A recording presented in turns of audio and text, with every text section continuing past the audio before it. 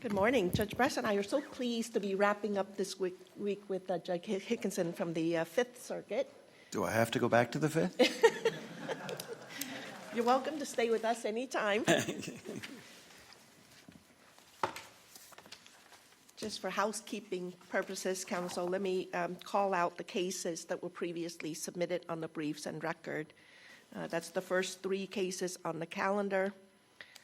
Enriquez Escobar versus Blanche, Bonnegra Garcia versus Blanche, and Castro Galarraga versus Blanche. So the first case up for argument is Margarita Rojas Ramirez versus Blanche.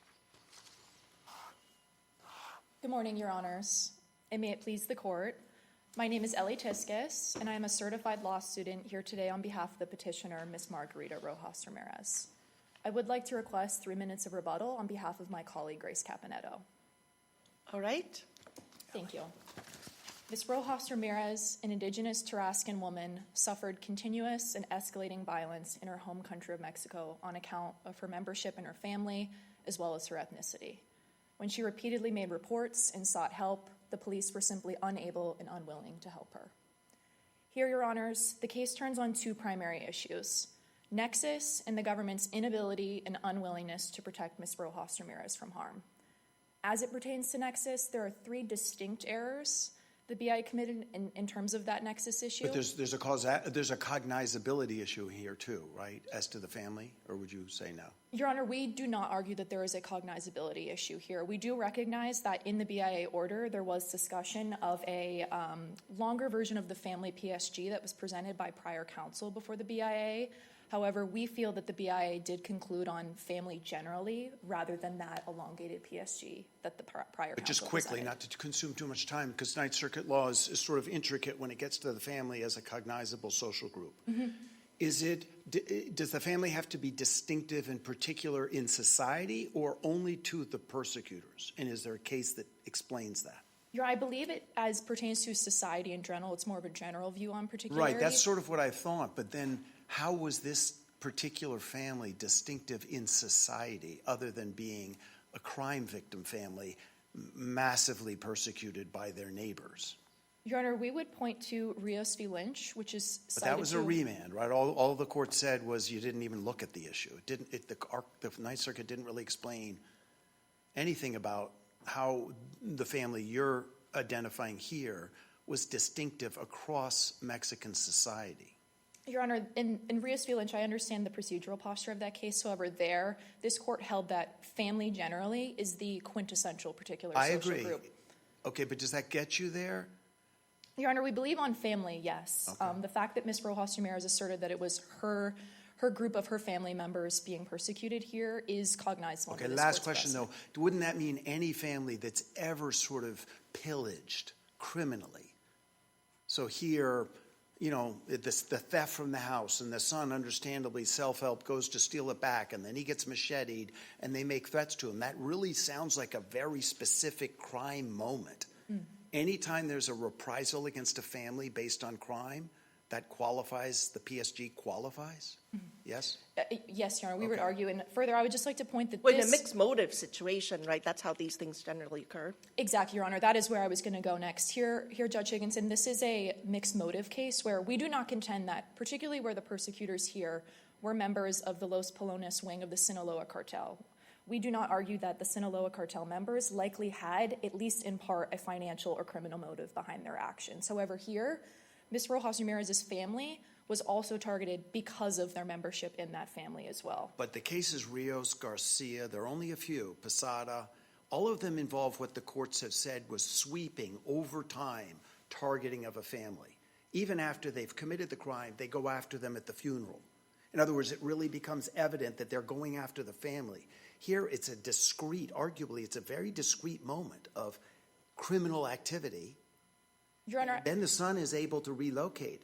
If they were going after the family, why wouldn't they go after the son who's still in Mexico? Your Honor, I would respectfully disagree on that point here. While it is a more condensed timeline as to other cases in this court's jurisprudence, within, I believe, the 2010 to 2013 time span that Ms. Rojas Ramirez testified to, we have not only a continuous span of threats and harm to the Rojas Ramirez family, but there's also an escalating pattern of violence here. Ms. Rojas Ramirez testifies to it began with her home being burglarized, where they took several things from her home, and it escalated to explicit threats made to the son that the persecutors were going to, quote, they were going to rape his mother and his sister. That's explicit to those members of the family. And then, as Your Honor mentioned, it did escalate further to those persecutors following the son back to the family home, where they did attack him with a machete, chopping off 3 of his fingers and hitting him on the back of the head with the machete. So it was a sort of continuous as well as escalating pattern of violence, which I believe, and we would argue, shows that this was not only criminal in motive, but also that they continued to come back to the Rojas Ramirez family and select them as the victims because of their membership in that family. As it pertains to nexus, I would like to also point out an additional issue or error that the BIA made here. Under Barajas Romero, the Ninth Circuit has a unique precedent in Barajas Romero where there are differing standards for asylum and withholding of removal. Whereas for an asylum claim, a petitioner need prove that a protected ground was a central reason. For withholding, it is a lesser standard under Ninth Circuit precedent. A petitioner need only prove that a protected ground was a reason. Does this matter if the petitioner hasn't shown the unable or unwilling component of the showing? Your Honor, here, this court must decide favorably on both nexus as well as unable or unwilling in our case. So if this court finds that the unable or unwilling prong does not succeed, that would foreclose our claim. However, here, we contend there are 2 distinct issues that the BIA committed in its unable or unwilling analysis. First, we would argue under Castillo v. Barr, here the BIA overlooked and mischaracterized key portions of the record, which under Castillo is pure legal error that this court may review de novo. And separately, we argue that the record compels a contrary conclusion to that of the BIA and that there is simply no evidence in the record to indicate that the police took any meaningful action or had any meaningful ability to protect Ms. Rojas Ramirez. One thing the government says is that some of the assertions that she's making about, I went to the police, they did nothing, are somewhat vague and lack detail. And I think the BIA may have picked up on that point also. How do you address that? Your Honor, I would point to contrary testimony in the record where Ms. Rojas Ramirez does make more clear assertions of what action she took with the police. On page 147 of the record, Ms. Rojas Ramirez testified that she reported the threats of rape to the police and that the police did nothing, saying, they don't help, the police doesn't help at all because you don't give them anything. They only help people that can give them money. Right, but that's not that specific either, though, right? And I guess the question I'm asking is, would the record compel the contrary conclusion? Your Honor, here I would argue yes. The BIA improperly fixates and concludes on their unwilling and unable prong on the basis that there was a single arrest of a cartel-related member in a neighboring community for unrelated violence. And that is the only evidence that they conclude on. And further, Your Honor, they do minimize and mischaracterize Ms. Rojas Ramirez's credible testimony to her mere subjective belief, where here her credible testimony is evidence, not subjective belief in this case. The evidence in the record is overwhelming to show that the police took no action, even after repeated reports by Ms. Rojas Ramirez. I would point this court to look at the fact that the police didn't even give her a receipt of her reports. And further, on page 590 of the record, Ms. Rojas Ramirez testifies that the people who beat up my son paid the police money for them to drop the charges. So here, even if there was minimal ability for Ms. Rojas Ramirez to seek help from the police, meaning she could make reports, there is simply no evidence in the record that they took any meaningful action against her persecutors. Could I, quick question, one factual, one legal question. Factually, did she speak to the asylum officer and say negatively that she didn't feel persecuted because of family? Yes, that line of testimony comes from AR 777, Your Honor. We do not contest that that is what Ms. Rojas Ramirez said. However, I would urge this court to look at the other evidence in the record where Ms. Rojas Ramirez testifies contrary to that one statement. Furthermore, that single line of testimony from the record does not drive the legal conclusion in this case. Do you agree that the unable, unwilling issue is a bit harder for the harm she encountered at the border? Because we don't know who the persecutors are, therefore it's a bit hard to say that there'd be no protection from them?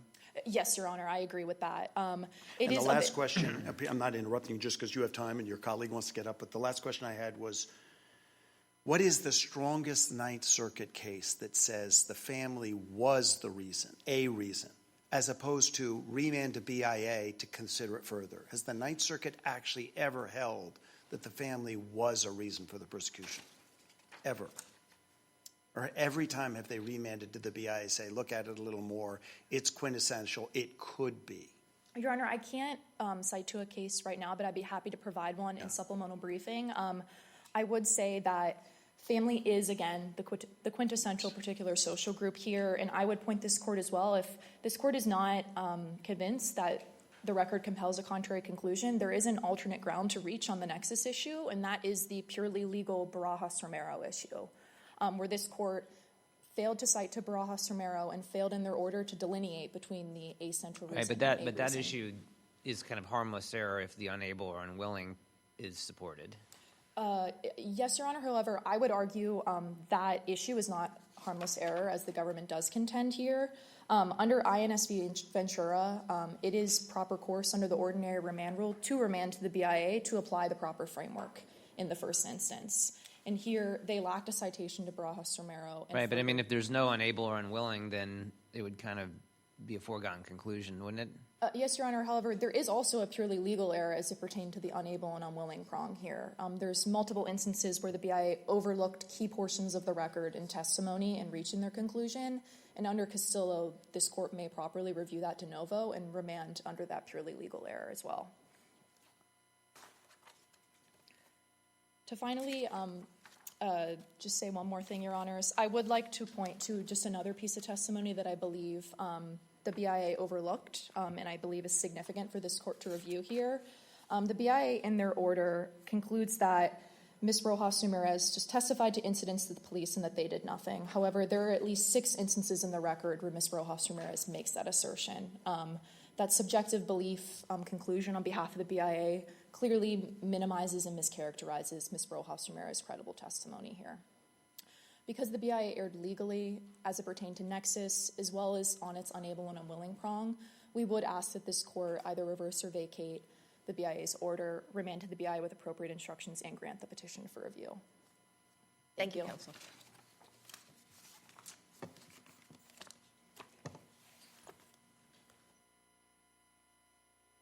All right, let's hear from the government. Good morning, Your Honors. Daniel Capoletti on behalf of the government. Thank you all again for letting me appear here remotely. This court should deny the petitioner's petition for review. Substantial evidence supports the agency's determination regarding the lack of a nexus established between the harm petitioner experienced and fears in Mexico and either her membership in a particular social group, which she identified as her family, or her indigenous status. Counsel, as an initial matter, can you address the Barajas-Romero issue? Did the BIA apply the same nexus standard to the asylum and the withholding? The BIA applied the most restrictive standard, and finding that it did not apply, that there was no nexus at all, and therefore, regardless of whether it was a reason or a substantial reason, the lack of I think that goes to your argument regarding harmlessness, but was there an error in how the BIA applied the standard?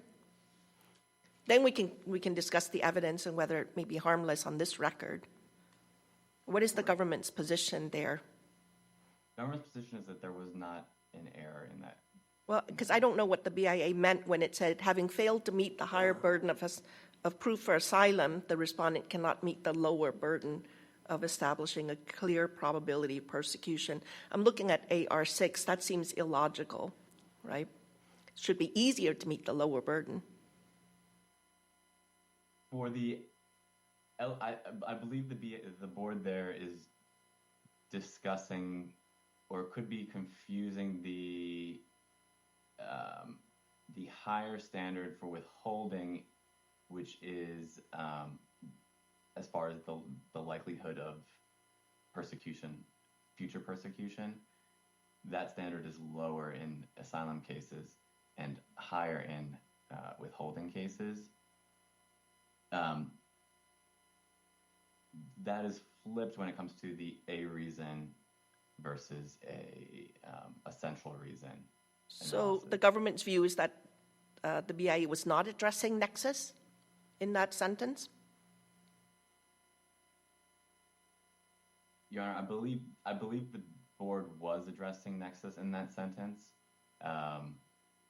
So if it was talking about nexus, then it got it wrong, right? Because the lower burden should be easier to meet than the higher burden. Yes, Your Honor. I do understand that. I think the board addressed nexus earlier than that paragraph, and then that paragraph is referring to the probability of future harm. This decision is very difficult, right? They seem to get wrong what they write, and then they sure don't write a lot that seems relevant. I don't see analysis of mixed motive, and that's really the ballgame in the world of family as PSG. Over and over again, this court has had to remand back because BIA is not addressing the family. I guess my question to you is, if we're properly going to apply a mixed motive case law, this cartel targets the family. It makes sense they'll go after and machete the son who takes the stuff back. But how is it a property crime to say you're going to rape the sister and the mother? Right? That had nothing to do with the crime. That's just going after the family. At least that's one reason, a part that they seem to have developed beyond criminal motive to raping the women of the family. Yes, Your Honor, I understand that perspective. The government's position that those are intertwined in a way that just can't be separated. But you don't win on intertwined. You've got to be able to say the family is, quote, incidental. It's not even a part of the reason. So just saying the two is intertwined, I think you lose. That means there are two motives, and BIA got it wrong. So how can you say that the animus towards the family was incidental when the criminal element seems to be a property crime, but then they want to rape the women? Isn't that just smack on the line of authority like the Garcia case? Family was crime victims, but you had to remand to see if it was also, because it went beyond it. It crossed the line from reprisal to animus. No, Your Honor. I believe they're related in such a way that they're not separate reasons. And that Well, then distinguish Garcia, please. Yes, Your Honor.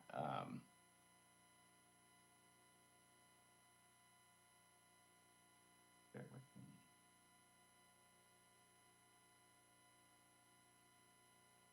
Well, if you have to read it, we can read it too. Go ahead on with your argument. Right. I think I struggle with the same issue that goes to Judge Higginson's questions, counsel, because when you say intertwined, that's a mixed motive case, right? And correct me if I'm wrong, I thought the record in this case was that the crimes occurred and the threats against the rape of the daughter and the mother really occurred only after the son went to try to retrieve the property. Did I get that right? That is correct. All right. So how is that not persecution on account of membership in a family, on account of their relationship and familial relationship with the son who attempted to get the property back? The record indicates that the cartel-related family's actual motivation for threatening the family members was to extort money or was to get the property back that they had stolen. The record doesn't compel a finding that Right. They're going after the mom and the daughter, right, because the son tried to get the property back.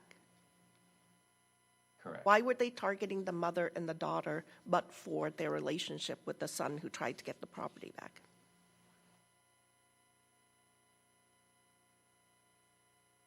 it's purely incidental. That's got to be your argument. Where does the scorecard stand in the other circuits on this a reason test? Because the last time I checked, we were either the only circuit to be doing this, or maybe one other circuit agreed with us. Do you have any sense of where the law is on this? Your Honor, your sense is where mine is as well. I know the Ninth Circuit applies the a reason standard, and I'm not aware off the top of my head of another circuit that's applying that as well. Did the government ever seek cert on that issue or pursue that? 'Cause I think there's been a long-standing disagreement. Correct, Your Honor. I am not aware of whether the government has pursued cert on that. Do you want to speak quickly? Just, the threats were indirect through the son relating to the robbery. Do you want to speak quickly to the border incident where the threats are directly to Petitioner, allegedly based on her ethnicity? Yes, Your Honor. Again, in that case, near the border, in the mentions of her ethnicity were, again, incidental to the questioning that she was undergoing, and the individuals in that town were doing the exact same thing to other individuals as well. They just, I thought the statements were that they said, "You're dark-skinned, you're indigenous. If you come back, we're going to slit your throat." That sounds like fairly targeted because of that status. Am I wrong? I am wrong. You know this record better than I do, so correct me if that wasn't the alleged threat of future. my understanding of the record was that they pointed that out, that she was indigenous, and were trying to determine where she was coming from, and that they thought maybe she was coming from a Central American country based on the color of her skin. And that was the reason for that. So that's not incidental. That is a reason. But the harm that she underwent was unrelated to their comments that she was indigenous background. thank you. You've got additional time, so you can use it, or you can see the time back unless my colleagues have any additional questions. Judge Bress? Okay. Judge Higginson? Yes, Your Honor. Anything to add, counsel? Just wanted to address some of the points that were made in Petitioner's reply brief regarding the standard of review. And I know there was some time given to argue that that the substantial evidence standard shouldn't apply to much of the analysis here. And the government would argue that's not the case, and that the substantial evidence standard applies to both the factual determinations and also the board's determination, or the agency's determination regarding eligibility for asylum and withholding of removal. And that those determinations are given great weight, and that this record contains substantial evidence that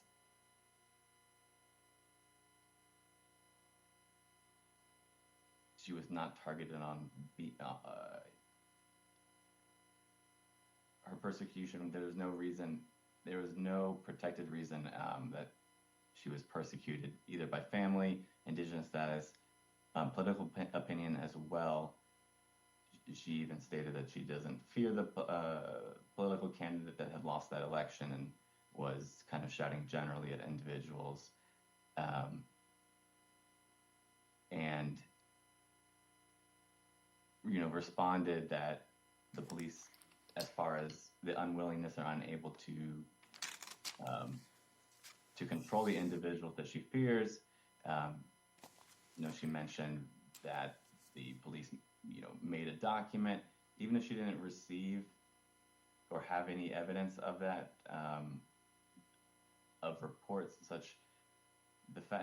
Just the fact that police did not apprehend anyone, or she's not aware of any progress made on those reports, that does not establish that the government of Mexico is unable or unwilling to protect her from those individuals. And but unless there are any further questions, for those reasons, the government submits that this court should deny the petition. Thank you very much, counsel. Thank you.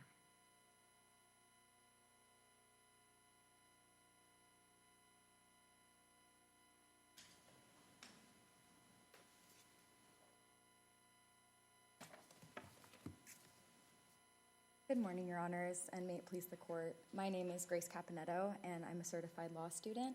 And I'd like to begin by addressing Judge Higginson's question regarding the strongest Ninth Circuit precedent as it relates to our family-based social group claim. That would be Reyes-Corrado versus Garland. It's a 2023 decision. I apologize for not having the full cite, but we'd be happy to provide a supplemental briefing on it. It is in your brief? It is not in our brief, but it is the strongest case as it relates to family social group on the point that you were questioning my co-counsel. We'd be happy to provide. Reyes versus Garland? Reyes-Corrado versus Garland, 2023. It's a decision written by Judge Koh. In response to another one of your questions, No, just quickly on that. So that is the Ninth Circuit actually saying the family was. So it's an Yes, Your example Honor. other than it could be. Okay, Yes, Your Honor, yes. I have not seen it. Was the only ground for persecution in that case. So I would point the court in that direction. Moreover, I'd like to respond to another one of your questions, Judge, regarding cognizability of the particular social groups. That issue is not ripe before this court, as my co-counsel explained, primarily because the BIA failed to address it. So it would be a Chenery violation for this court to consider that issue. I still just struggle with the theory on the family, because I think what we've said, like in Rodriguez-Zuniga, is it has to be based on, it has to be motivated intrinsically by the family. So why does the record compel the conclusion that that's what's going on here, as opposed to just general strife and violence in this country?